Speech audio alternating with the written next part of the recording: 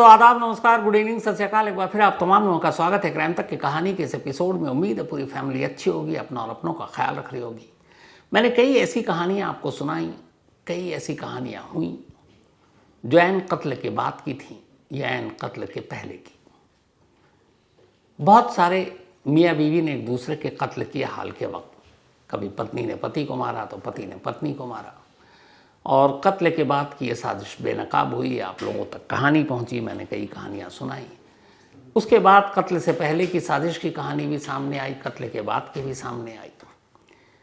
लेकिन शायद आप लोगों ने कभी एक लाइव कत्ल होते हुए उस वक्त कातिल क्या बातचीत कर रहा है या कर रही है, इससे पहले ऐसी कहानी नहीं सुनी होगी, या ऐसे टेक्स्ट या मैसेज नहीं पढ़े होंगे कि एक पत्नी अपने पति को मार रही है, 3 घंटे हो गए और उसे पति का कत्ल करना है, पर वो कंफ्यूज है कि पति मरेगा कि नहीं, पति मर रहा है या नहीं, पति अभी जिंदा है या मर चुका। और कंफ्यूजन की इस आलम में वो अपने आशिक से लगातार इंस्टाग्राम पर एक चैट के जरिए लाइव जुड़ी हुई है।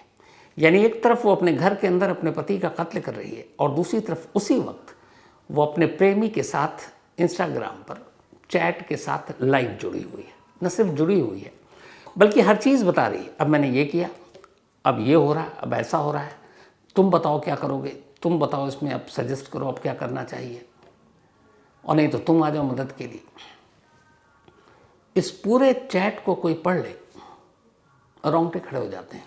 इसलिए नहीं, इस चैट में ऐसी कोई बात नहीं है, बड़ी सिंपल सारी बात हो रही है। लेकिन अगर इसको आप वैसे सोचें कि एक बीवी अपने पति को मारने जा रही है, मार रही है, और ठीक उसी वक्त एक तरफ वो मार रही है और उसके हाथ में मोबाइल है, वो अपने प्रेमी के साथ व्हाट्सएप चैट कर रही है और लाइव रिपोर्ट कर रही है कि ऐसा हो रहा है, पता नहीं मर नहीं रहा। एक जगह ये भी पूछती है कि ज़रा चेक करके बताओ कि अगर नींद की गोलियाँ देने के बाद इंसान कितने देर में मरता है, क्या उसे उल्टियाँ होती हैं, क्या उसे पोटी आती है, सारी चीज़ें। ये पूरी कहानी सुनाऊं क्योंकि इस चैट के आने के बाद भी इसमें इतनी सारी रहस्यमय चीज़ें हैं। उससे पहले मैं चाहता हूं कि वो चैट आपको पढ़कर सुनाऊं हूबहू। इस चैट को जब मैं सुनाऊं तो बस इतना सोचिएगा कि एक बीवी के सामने उसका पति बिस्तर पर लेटा हुआ है, वो उसे कत्ल कर रही है और उसी दौरान उसी वक्त वो अपने प्रेमी से बात भी कर रही है। तो सिचुएशन ये है कि पति को मारना है, पति को मार रही है, और दूसरी तरफ पति जो उसका प्रेमी है एक गली छोड़कर घर में है, या उस गली में बीच बीच में टहल भी रहा है, और वो उससे बात कर रही है। इस बातचीत से 25% कहानी आपको समझ में आएगी, बाकी के 75 मैं आगे बता दूंगा। तो ये इंस्टाग्राम के चैट की जो शुरुआत है पहले से हो रही है, लेकिन जहाँ से जो हिस्सा पुलिस के ज़रिए हम सब पहुँचा है, फैमिली के ज़रिए, फैमिली ने भी दिया, तो वो सुनिएगा। सिचुएशन मैंने आपको बता दी है। अब शुरुआत होती है। जो पत्नी है उसका नाम है सुष्मिता, जो पति जिसको कत्ल कर रही है उसका नाम है करण, और जो उसका प्रेमी है उसका नाम है राहुल। राहुल करण का कजिन है, चाचा का बेटा है, दोनों चचेरे भाई हैं। यानी सुष्मिता और राहुल देवर और भाभी है, और देवर भाभी मिलकर मार किसको रहे, देवर अपने भाई को और भाभी अपने पति को। तो शुरुआत होती है सुष्मिता मैसेज पे, कब तक वेट करेंगे राहुल, जब तक तुम बोलो। सुष्मिता 4 बजे तक देखते हैं। राहुल ज़्यादा नहीं हो जाएगा सुष्मिता, तब तक सो रही हूं फिर मैं। सुष्मिता तो तुम ही बोलो। राहुल थोड़ा पहले। सुष्मिता ठीक है तो बोलो सही, कब तक आओगे। इसके बाद वीडियो कॉल हो जाता है। अब वीडियो कॉल पे बात हो रही है, टेक्स्ट बंद, फिर इसके बाद एक मिस वीडियो कॉल आता है, फिर आगे बातचीत शुरू। राहुल हाँ तो अभी आ जाता हूँ। सुष्मिता 1 घंटा और देख लें क्या, इतनी जल्दी तो हल्की होने वाली नहीं ये नींद, ऐसा लग रहा है, बोलो। राहुल 3 बजे तक आ जाऊँगा, घर की गली में हूँ, बोलो तो हाँ। सुष्मिता कहाँ हूँ अभी। राहुल घर पर। सुष्मिता क्या करें। राहुल तुम बोलो। सुष्मिता कुछ समझ में नहीं आ रहा मुझे, तो तुम बोलो अब क्या करें। राहुल मैं क्या बताऊँ, तुम बोलो। सो रहा है अभी भी या क्या हुआ है। सुष्मिता हाँ। राहुल बस फिर तुम अच्छे से सोच लो और फिर बोलो। सुष्मिता शौक के लिए बोल रहे हो। राहुल, सुष्मिता, मैं सोच रही थी कि दवाई से ही काम हो जाता, इसीलिए तो इतनी देर रुकी। राहुल, और दवाई खिला दो, एक साथ सारी की सारी ट्राई कर लो, हो सकता है तो। सुष्मिता, 2 या 2.5 ही बची है बस। राहुल, कितनी दे दी? सुष्मिता, दही नहीं खाई, वहां वेस्ट हुई। राहुल, अच्छा 15 टैबलेट होती है। सुष्मिता, ये कहानी सामने बता दूंगी, एक बार ये चेक करो कि कितनी देर में डेथ होनी चाहिए। दवाई खाने के लगा लो, खाना खाए हुए इसको 3 घंटे हो चुके हैं, वोमिट, पॉटी, नथिंग, और डेथ भी नहीं अभी तक। राहुल, ऐसा तो कुछ आ नहीं रहा कि कब तक, मतलब कब तक मौत होती है। सुष्मिता, फिर क्या करें, कुछ तुम सजेस्ट कर दो प्लीज़। राहुल, यार अगर कुछ हमें समझ ही नहीं आ रहा है तो दे दो शॉक, और क्या। सुष्मिता, शॉक के लिए कैसे बांधते हैं? राहुल, टेप से। सुष्मिता, बहुत स्लो सांसें ले रहा है। राहुल, अच्छा। सुष्मिता, चूटी मारी हल्की तो हिला। राहुल, जितनी भी दवाई और सारी दे दो अगर दे सकती हो तो। सुष्मिता, ट्राई करती हूँ। राहुल, ओके, किया ट्राई? राहुल कहता ओके, ट्राई किया? पूछ रहा है। सुष्मिता, मुंह नहीं खुलवा पा रही, पानी तो डाल पा रही पकड़ के, बट दवाई नहीं डाल पा रही। राहुल, अच्छा लास्ट ट्राई करो। सुष्मिता, अरे 5-6 बार ट्राई किया मैंने। राहुल, नहीं तो फिर शॉक का ट्राई करते हैं, टाइम भी निकल रहा है। सुष्मिता, तुम आ जाओ, साथ मिलके शायद खिला पाए। राहुल, चलो आता हूँ। सुष्मिता, यही मैसेज करना। राहुल, ओके। सुष्मिता, ओके, कौन सा? राहुल, ऊपर वाला। उठ गया तो इसके बाद ऑडियो कॉल, फिर ऑडियो कॉल, फिर एंड। अब ये पूरी बातचीत हुई। इस बातचीत में आपको 2-3 चीज़ें समझ में आ गई होगी। पहली चीज़ ये कि सुष्मिता ने अपने पति करण को नींद की दवा दी 15। पहले उसने दही में मिलाकर दी, करण ने दही खाई नहीं। फिर उसने दाल की रोटी और खाने में मिलाकर दे दी, करण ने वो खाना खा लिया। अब बची 2.5, वो उसको देने की कोशिश कर रही, लेकिन वो गहरी नींद में, मुंह नहीं खुल रहा, पानी तो लिक्विड है जा रहा है, पर टैबलेट कैसे डाले, वो निकलेगा कैसे? तो जब ये नहीं हो रहा तो वो पूछ रही कि क्या करूँ। टाइम भी हो गया, ये बातचीत 3:30 से 4 बजे सुबह के दरमियान हो रही है। डेट है 14 जुलाई, सैटरडे की देर रात, संडे की अर्ली मॉर्निंग। तो फिर कहता है कि अच्छा दवा से नहीं है तो एक काम करो, शॉक दो। शॉक का मतलब है यहाँ पर करंट, बिजली का झटका, इलेक्ट्रिक शॉक। तो बार बार यही कहता है, और आखिर में सुष्मिता इलेक्ट्रिक शॉक देती है, क्योंकि उसे यकीन नहीं हो रहा था कि उसका पति मर गया है या मर रहा है या मरने वाला है, बेहोश है या सच में मर गया, समझ नहीं पा रही थी। और उसको इंश्योर करना था कि उसका हस्बैंड मर जाए, तो इसलिए प्रेमी राहुल के कहने पर फिर वो उसे इलेक्ट्रिक शॉक देती है। और वो पूछता है कैसे, तो कहता है कि टेप लगाकर। तो उसके हाथ पर, चेस्ट पर, इन सब जगह पर जो वायर है ना, उस वायर को पहले रखती है, फिर उसको टेप से चिपका देती है ताकि वो बॉडी से टच करे, और फिर उसको स्विच में डालकर स्विच ऑन कर देती है। इलेक्ट्रिक शॉक से करण मर जाता है। ये करीब 4 से 4:30 बजे के दरमियान हुआ, जब नींद की गोली से और फिर इलेक्ट्रिक शॉक देकर 37 साल के करण की मौत हो गई। अब 4:30 बजे से लेके अगले करीब 5 घंटे तक घर में शांति है। अब सुबह के 9 बज गए। जब 9 बजे तो अचानक सुष्मिता घर से निकलती है और एक गली छोड़कर उसके ससुराल था, जहाँ उसकी सास और करण का छोटा भाई और बहन, ये तीनों रहा करते थे। और वो भागती है बदहवास, रोती हुई, चीखती हुई, दहाड़ती हुई, और कहती है कि चलो, जो करण का छोटा भाई है उससे, कुणाल, कि तुम्हारे भैया उठ नहीं रहे, मैं हिला रही हूँ, डुला रही हूँ, कुछ सुन नहीं रहे, पता नहीं क्या हो गया, मैं परेशान हूँ, मुझे डर लग रहा है। पूरा घर नंगे पाँव भागता है, जाकर देखता है, हिलाता है, आवाज़ देता है, कोई रिस्पॉन्स नहीं। इसके बाद वो लोग उठाकर उसे अस्पताल ले जाते हैं। जब अस्पताल ले जाते हैं तो डॉक्टर मुर्दा करार देता है। करण की मौत हो चुकी थी। अब मौत हो गई, लेकिन डॉक्टर को एक बड़ी अजीब चीज़ दिखाई दी। उसने देखा हाथ पे और चेस्ट पे टेप लगा हुआ है, ये कैसे? करण का तो मामला था। घर वालों ने भी बिजली के तार देखे। डॉक्टर ने कुछ शक जताया, चूँकि अननेचुरल डेथ था, डॉक्टर ने पुलिस को फ़ोन कर दिया। पुलिस आ गई। अब एक 37 साल के नौजवान की बिजली के झटके से मौत, कहीं ना कहीं कुछ डाउट तो होगा। तो पुलिस ने भी इसको अननेचुरल डेथ माना और कहा कि इसकी पोस्टमार्टम करेंगे ताकि मौत की सही वजह पता चले। अब जैसी पोस्टमार्टम की बात आई, घर वाले परेशान, और ख़ास तौर पर दो लोग, एक सुष्मिता और दूसरा राहुल। उसने कहा नहीं, हमारे भैया के बॉडी पे अब तो मर गए, चीर फाड़ और ये सब हम नहीं होने देंगे। एक आध दो लोग और जुड़ गए, पोस्टमार्टम नहीं होगा।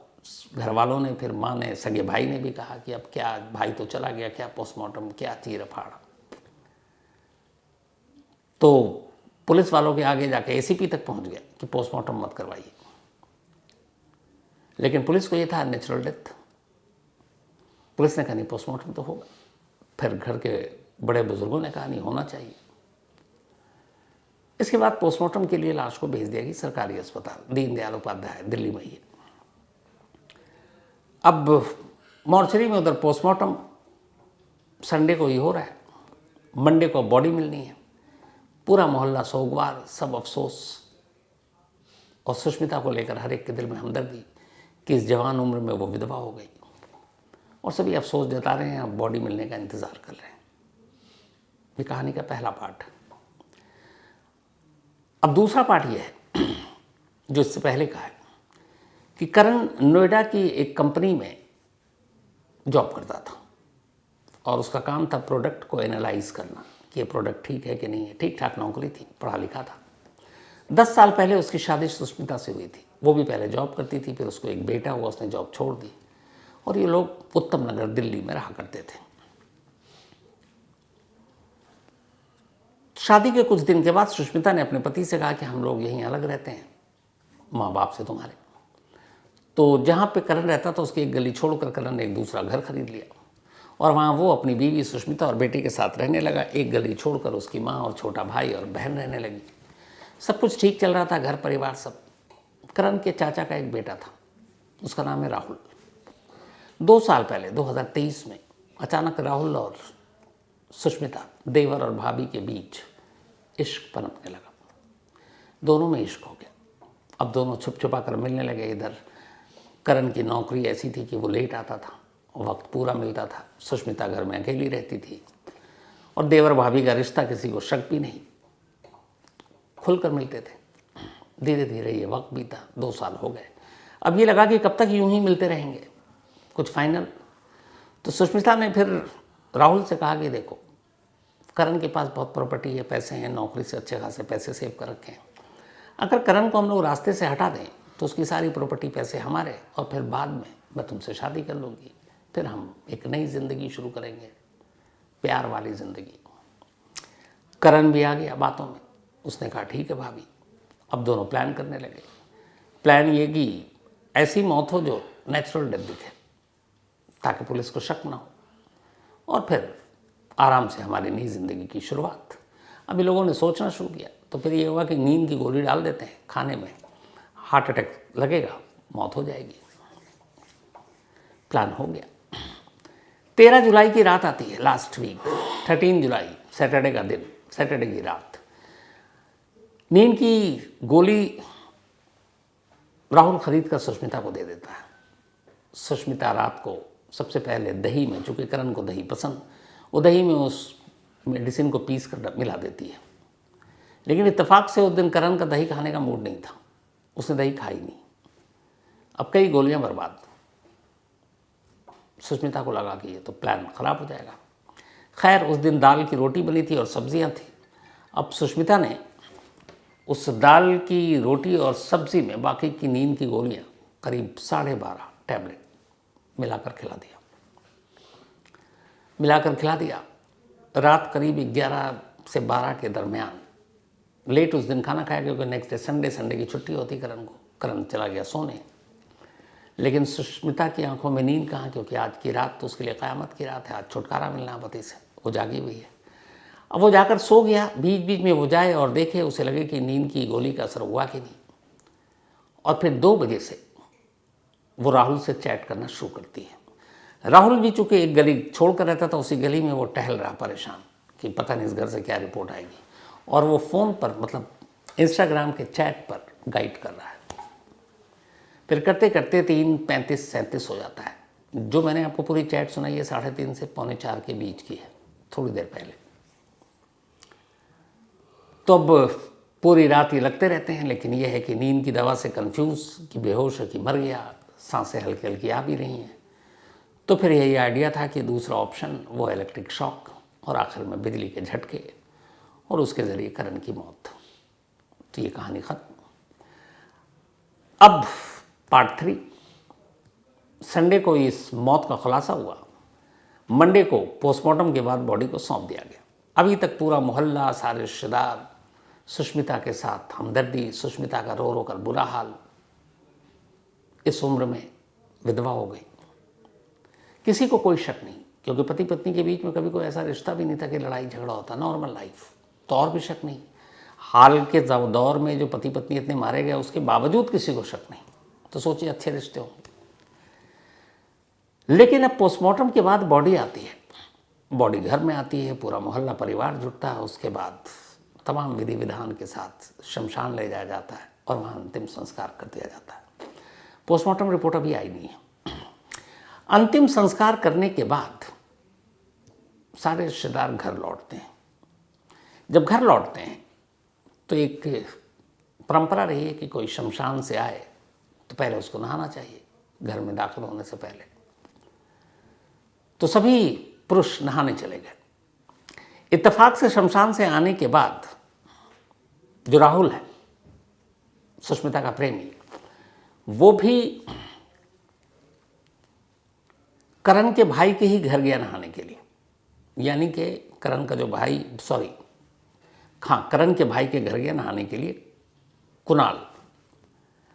अब वो नहाने के लिए जब गया तो ये होता है कि जब शमशान से आते हैं तो दरवाजे के पास ही अब अपने कपड़े वपड़े सब, जूते चप्पल उतार देते हैं। उसके बाद सीधे बाथरूम में जाते हैं, नहाते हैं, थोड़ा सा गंगा जल छिड़कते हैं और फिर सब ठीक हो जाता है। तो वही काम किया राहुल ने। शमशान से आया, घर में दाखिल हुआ, उसने अपने सारे कपड़े उतारे, जूते उतारे और जेब में जो पर्स और मोबाइल था उसने वो भी वहीं रख दिया और रख कर बाथरूम में चला गया। अब इत्तेफाक से करण का छोटा भाई कुणाल नहाकर बाहर निकला। उसने देखा उसके कज़न यानी कि राहुल का पर्स और मोबाइल पड़ा हुआ। उसने उसको उठाकर कहीं रखने की कोशिश की, इसलिए उठा लिया कि टेबल पर रखते। लेकिन जैसे ही उसने रखा, इत्तेफाक से उसने देखा मोबाइल अनलॉक है। अब उसकी उंगली लग गई टच स्क्रीन। तो जैसे ही वो टच लगा तो अचानक जो स्क्रीन पे सामने आया वो था एक इंस्टाग्राम का चैट। और जो स्क्रीन पे सामने दिख रहा था वो ये दिख रहा था कि इस इंस्टाग्राम चैट पे एक तरफ राहुल है और दूसरी तरफ जो नाम था सुष्मिता भाभी का। अब इंस्टाग्राम पे चैट, पहले तो कुछ समझ में नहीं आया, फिर लगा नॉर्मल देवर भाभी है। अब वो स्क्रीन चूंकि खुल गया, अनलॉक पहले से था और पहला ही वही सामने आ रहा था बिल्कुल। अब कुणाल ने उसको पढ़ना शुरू किया, पहली लाइन। जब उसने डेट देखा, टाइम देखा और जो लाइन देखी, पांव तले उसके ज़मीन खिसक गई। ये वही चैट वो पढ़ रहा था जो चैट मैंने अभी पूरा पढ़कर आपको शुरू में सुनाया कि मैंने ये दे दी है, मैंने दही में दी, मैंने ये किया। वो जैसे जैसे पूरा चैट ख़त्म हुआ,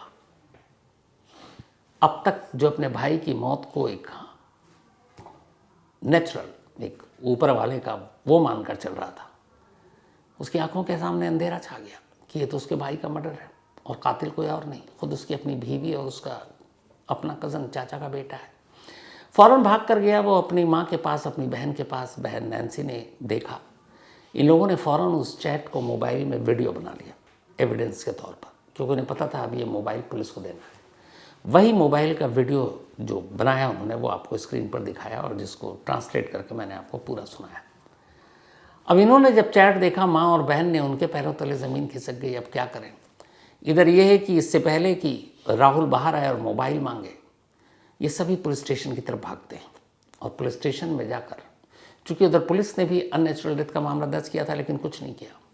अब वहाँ बहन और ये लोग जाते हैं और कहते हैं कि मेरे भाई का तो मर्डर हुआ, ये रहा चैट, और इस चैट में भाभी और राहुल ये दोनों की बातचीत है उस मर्डर के रात की। इससे बड़ा प्रूफ क्या? पर जानते हैं उस दिन दिल्ली पुलिस ने क्या किया? उसको देखा, पढ़ा, फिर कहता अभी कुछ नहीं हो सकता, पोस्टमार्टम रिपोर्ट का इंतज़ार करो। एक बार पोस्टमार्टम रिपोर्ट में कुछ फॉल प्ले आ गया, कुछ गड़बड़ आ गया, फिर तो हत्या का मुकदमा दर्ज करेंगे, दोनों को उठा लेंगे, अभी जाओ। चलता कर दिया। एफआईआर दर्ज नहीं किया, इतना बड़ा सबूत होने के बावजूद। अब ये दोनों गए, फिर इधर उधर बातें करने लगे कि भाई कोई तो सिफारिश करे। फिर एसीपी डीसीपी तक पहुँच गई। इस दौरान में मीडिया में खबर आ गई। अब जब मीडिया में खबर आई तो पुलिस वालों को लगा ये तो फजीहत है। उन्होंने फ़ौरन फिर उस चैट पे संजीदगी से गौर किया और तब तक पोस्टमार्टम रिपोर्ट आ गई। अब जैसी ये सारी चीज़ें आ गई, तस्वीर क्लियर हो गई। जब तस्वीर क्लियर हो गई तो इसी दौरान में अभी तक किसी ने सुष्मिता को ये नहीं बताया कि उन्हें पता है, न करण के भाई ने, न उसकी माँ ने, न बहन ने। अब ये सुष्मिता को लेकर एक कमरे में बैठ जाते हैं। उस कमरे में सुष्मिता है, करण का छोटा भाई कुणाल है, माँ है और नैन्सी है जो फ्रेम में नहीं दिख रही है। अब पहली बार वहाँ बैठकर करण का भाई यानी सुष्मिता का ओरिजिनल देवर कुणाल सुष्मिता से कहता है, भाभी आपने मेरे भाई को क्यों मारा? पहले तो वो शक पकाती है, फिर वो उसे वो वीडियो दिखाता है, वो चैट दिखाता है। इसके बाद सुष्मिता के पास सिवाय सच उगलने के कुछ नहीं था। ये जो वीडियो आप देख रही हैं उसी वक्त का जब वो कन्फेस कर रही है। फिर वो पहले शुरू में कहानी सुनाती है, मुझे बहुत मारता था, पीटता था, टॉर्चर करता था। तो उसने कहा ठीक है, लेकिन आप बता सकते थे, आपने हम में से किसी को नहीं बताया, किसी को नहीं बताया। लेकिन ये मारता पीटता टॉर्चर तो समझ में आता है, फिर ये राहुल कहाँ से आ गया? सुष्मिता देखो, तुमने कबूल कर लिया सब कुछ, अब मान लो। अब कार्रवाई उसके ऊपर होगी, राहुल के ऊपर होगी। राहुल में जरूरी है ये चीज। देखो आप ये राहुल का नाम ले रही है, मैं चाचा को दिखाऊंगा ना, वो ये सोच रही है कि मैं इतना कर रही हूँ, मैं इतना मतलब उसके बाद ही उसको करता है, इसीलिए वो माइंडसेट हो गया।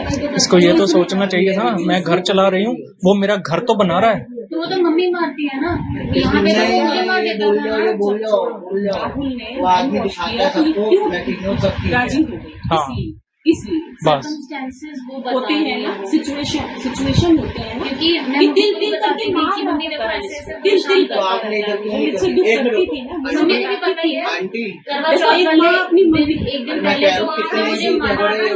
एक आप लोगों को मिनट, पता कितने नहीं भी मम्मी झगड़े को तो देख आप इनसे बात क्यों नहीं करते? फिर इनसे बात करो, ये तो पास है, आओ उनको बताओ। जो बंदे को मार देखो झगड़े हर रिलेशन में होते सही हैं। है, डिवोर्स दे देते हैं। डिवोर्स दे दो। हाँ बिल्कुल, अलग कर दो। एक मिनट सुनिए, एक मिनट कि मम्मी हमारी नहीं निपटी, मैं डिवोर्स चाहती हूँ।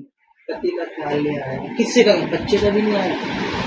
बच्चे का तो मेन है, उसको तो समझ भी नहीं है बच्चे को क्या हो रहा है, उसके लिए तो मजाक चल रहा है। बच्चे का भी ध्यान नहीं आया।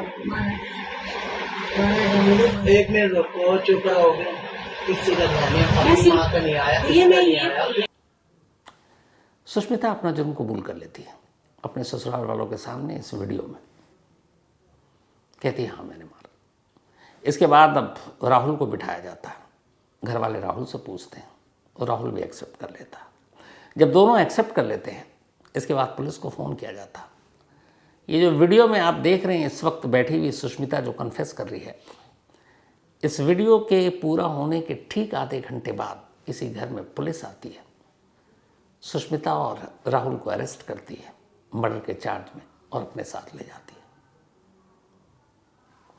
और इस तरीके से इन दोनों का पर्दाफाश होता है।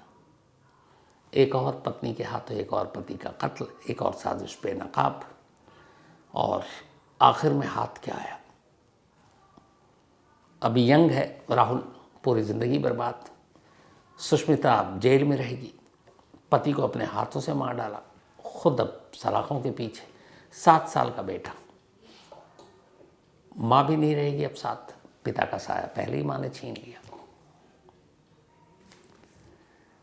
अफसोसनाक कहानी, लेकिन इस कहानी में जो ये टेक्स्ट है, मैं अभी भी मतलब बहुत देर तक सोच के सिर्फ यही सोचने की कोशिश कर रहा हूँ कि एक मर्डर करते वक्त एक इंसान के दिमाग में क्या चलता है और कैसे वो एक तरफ पति 3 घंटे से मौत के उसके इंतज़ार कर रही है मरने का, और चैट कर रही है और पूछ रही है कि आगे क्या करूँ, पीछे क्या करूँ, ऐसे कैसे होता है, कितनी देर में मौत होती है, नहीं तो आगे क्या करना है, तुम आ जाओ मदद के लिए। इंसान से ख़तरनाक दिमाग कोई नहीं है। और ऐसी चीज़ें और डरा देती हैं। फिलहाल इस अफसोसनाक कहानी में इतनी। अब आपसे मुलाकात होगी कल रात 9 बजे किसी नई कहानी के साथ। तब तक अपना और अपनों का ख्याल रखिएगा। Thank you very much.